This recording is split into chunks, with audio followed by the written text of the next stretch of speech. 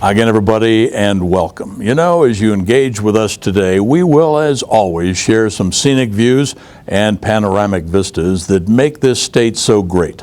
Today, we'll also share the beauty of Utah's most prized artwork.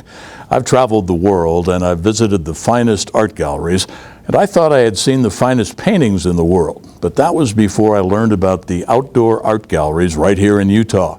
These historic works offer as much wonder as the finest museums. Here's Patty Matson with that story.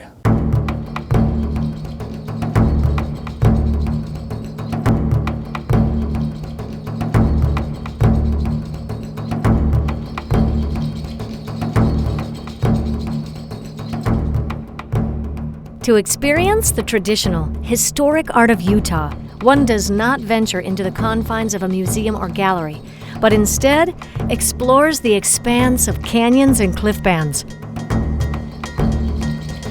From 9 Mile Canyon, the largest outdoor gallery of petroglyphs and pictographs in North America, to San Rafael Swell with the larger-than-life Rochester panel, Utah's archaeological art is world-class.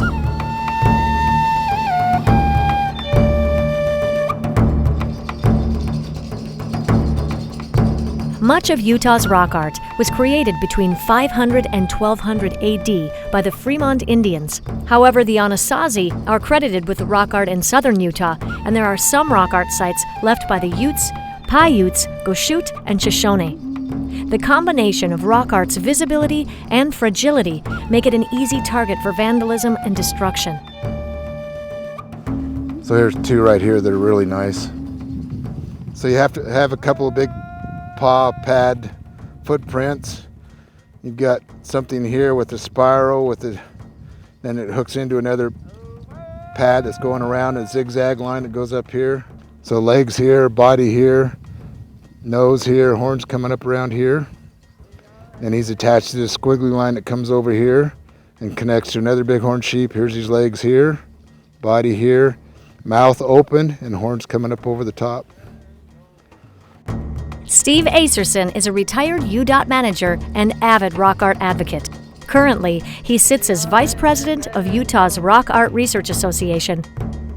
It's an organization devoted to visitation, protection, and preservation of rock art sites within the state of Utah. We currently have a membership of about 250 people, plus or minus, and from all walks of life. And a lot of those people that are members in our organization are from outside of the state and take the time and effort to be involved in the rock art in Utah because of its uniqueness and beauty and inspirational values to them on a personal level.